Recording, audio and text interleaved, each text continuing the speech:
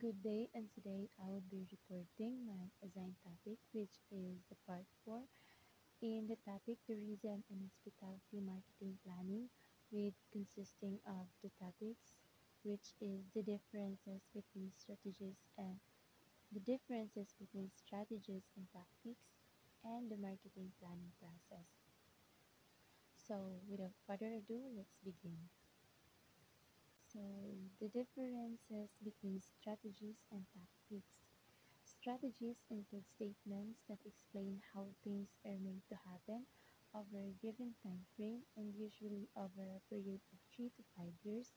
Strategic marketing planning has a greater emphasis on analyzing the external environment, opportunities, and challenges facing the organization in the medium and long terms. Unlike the tactical plans, they are broad and general. On the other side, tactical marketing planning follows strategic plans and is more detailed and specific, covers a shorter time scale, which is 1 to 3 years. Tactics set out how strategies are going to work in detail by specifying what is going to happen, who will make it happen, and by when it will happen. Tactical plan is a detailed plan that covers overall strategy, and it explains exactly how an organization will do, including the 7 P's of marketing the plan to make the plan work, or to make the strategy work. Next is the marketing planning process. The marketing planning process is what leads to a marketing plan. It is a systematic way of incorporating marketing into a tourism and hospitality organization. It involves an understanding of the human aspect of an organization. So, marketing planning process is a step-by-step way of creating a marketing plan for the tourism and hospitality businesses, and not just about us it's not just about step, but it also considering the people of the organization, since their ideas and efforts are needed to make the plan successful. It is important for the marketing plan to be effective because poor planning may be a result of this following. Number The first is insufficient senior management support. So this leads to, if the leaders or the CEO, the CEO don't support the plan, which is very unlikely to success. So the business is unlikely to success if walay support na gikan sa leaders or the CEO. And the second is confusion over planning terms. So it happens when marketers doesn't clearly understand the planning concepts, and it can lead to mistake or misunderstanding happens. And the next is unexpected external events or unpredicted macro environmental occurrence. So this means that those sudden issues like the COVID-19 or the natural disasters that can disrupt or blocks the plan. Next is too much detail or irrelevant data or facts. So this means that um, overloading plan and too much unnecessary information that can result to can slow the action, or can be um, nothing gets done tungod sa kadaghan ng information na nag-exist. And the next is the varying company and managerial acceptance. So this can be result to um, other if the managers does not support the plan, and it can be lead to conflict or weakens the result. And the last is disgruntled employees who have been left out of the planning process may feel hostile towards plans. So this happens when other staff or employees left out or leaving the staff or the managers leaving the staff out of the planning that can make them feel ignored and unwilling to support because yeah they will not gonna left out sila sa plan sa business. So these are the marketing planning stages. So the first box is the analysis. So it is the analysis or what business or it is answering the question what business are we in or where are we now. So under the analysis is the corporate mission. This consists of a mission statement or vision. And under the mission statement is the external environment and followed by the macro environmental or political, economic, social, technological, and the micro, which is affects the company, consumers, and competitors, and followed by the strengths and weaknesses, and opportunities and threats, which is the SWOT that can be under the company, and next is the competitors or the BCG matrix. So after the analysis, we have the planning or which answers the question where do we want to go. So in the planning, there is a strategic decisions, objectives, followed by the porter's options or ANSOP matrix. And the next stage is implementation, is answering the question how do we get there. So in this stage is there will be an action plan, and below the action plan is the budget and forecasting and the marketing mix. So after the implementation stage is the monitoring. Monitoring or how successful are we? It is about evaluating performance and feedback and modify plan. So next is the analysis. The analysis one or what is our business. So the analysis stage of marketing planning consists of a mission state. So a mission state, this mission state must reflect the aims and scope of organization. A mission statement should describe what the business wants to achieve and should also identify its users. Mission statement shows the main goals of the organization. So it explains what it wants to achieve and identify the persons or the people it serves. And more specifically, a mission state should be broad, focus on markets, and provide inspiration to consumers, staff, and stakeholders. So we also have the term marketing media. It is the term used to describe management's failure to recognize the scope of its business. Means when manager fails to recognize its purpose and its full potential. Next is the analysis to or where are we now. So this stage of the strategic planning process aims to understand the current situation by asking where are we now, or in other words, where are we in the industry and in the marketplace that we occupy. Answering these questions requires an analysis of organization, its markets, and the external forces that influence them. After the mission statement, an organization must check where are we now in the market industry. So this is done through situational analysis to see the gap between the past and present and where the business now and where it wants to be. This situational analysis should take place at a number of levels.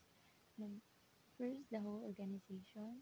Second, the individual strategic business units is BUs, and the individual offerings or the products and services.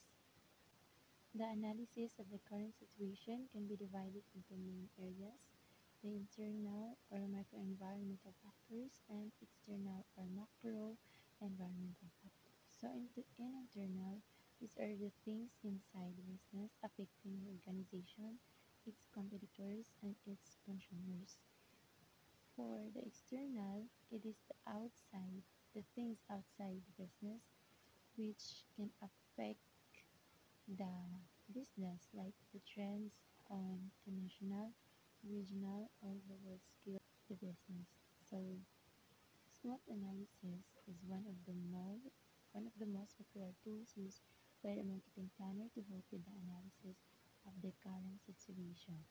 So here we have also the strengths and weaknesses, which is the internal analysis, and opportunities and threats is the external analysis. So internal analysis are associated with the internal resources of capabilities of the firm as perceived by consumers. So it is the how can business compete with the other competitors and how the consumers perceive the products and how they like the products or services. And the external analysis, which is opportunities and threats, are the external factors that have the potential to influence the performance of the firm or product offering.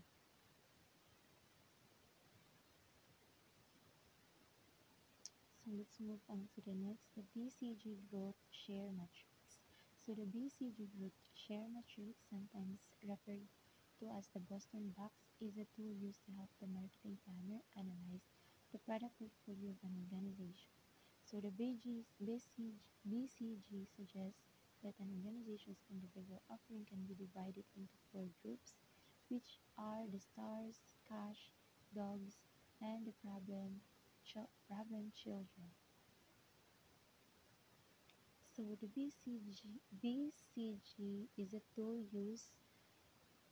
that can you use for you to be able to compare your business to the other competitors in based on the market growth and the market share.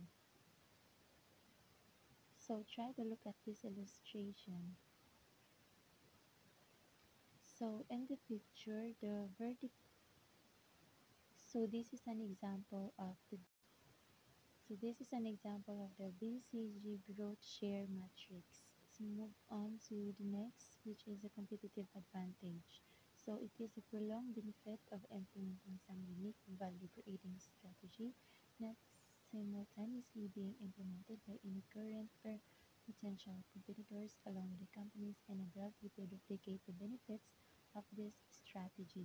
So this is a long-term benefit of a company through sa pag-use of specific strategy na wala ginabuhat or dili mabuhat sa uban na company, and that so this is a long-term benefit of a company through sa pag-use of specific strategy na wala ginabuhat or dili mabuhat sa uban na company, and that makes them ahead or stand out in the market. And let's move on to the planning stage, or the asking question, what do we want to achieve? So first is setting market goals. So goals are defined as the organization's primary intended accomplishments. So for example, the hotel aims to become a top hotel in the city. So that's the goals of the business. And the other one is setting marketing objectives. the specific aims. It is the specific aims that the marketing manager accomplishes to achieve organizational goals. So it is the specific aims that the marketing manager accomplishes to achieve organizational goals. So this, the objectives is what the other goals. For example, hotel aims to increase its international leisure tourists by 20% by June 2026. So that's how objectives of a business in.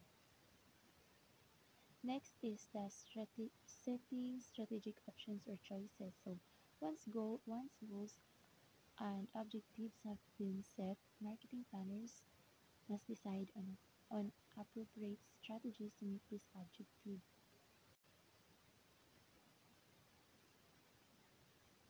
So this means choosing the best ways to achieve marketing objectives. So next we have the generic strategies. So under the Porter's generic strategies is the cost leadership strategy, the differentiation strategy, and the focus strategy. So first we have the cost leadership strategy is the least sophisticated of the three strategies. It is used when an organization aims to reduce costs to undercut competitors and can be used by both large and small tourism organizations. So a differentiation means creating a product or services that stand out as better or unique compared to competitors. So this is targeting a specific group of customers rather than the whole cost market. Here, Poon identify the following four key strategic principles for effective tourism. The first one is putting customers first. Number two, quality leadership. And number three, product innovation. And the last one is strengthening the organization's strategic position in the value chain. Here is the Ansoff SMART matrix or matrix. So, so it is another tool to use for marketing. Tool shows a four main ways a business can grow, with each has a different level of risk. The first one is the market penetration. It is selling more of the organization's current offerings in an existing market. So this is a lowest risk option for the marketing planner. So this is about selling more products to current cust- customers. Third is the product development, developing new product offerings for the organization's existing markets. This is about creating new products for our current customers. And diversification, which is developing and selling new products in a new market. This is the most dynamic and risky of Ansop's strategies. So in a simple definition, it is about making new products in a new markets. So off to the next stage, which is the implementation stage, or how do we get there. So it is concerned with putting the plan into action. This means actually doing things based on the strategy for the whole time period the plan covers. It is the application of tactical plan based on each component of the marketing mix, product, price, place, and promotion. So this stage is about putting the chosen strategies into action, tracking costs, revenues and profits to make sure the plan works as it expected.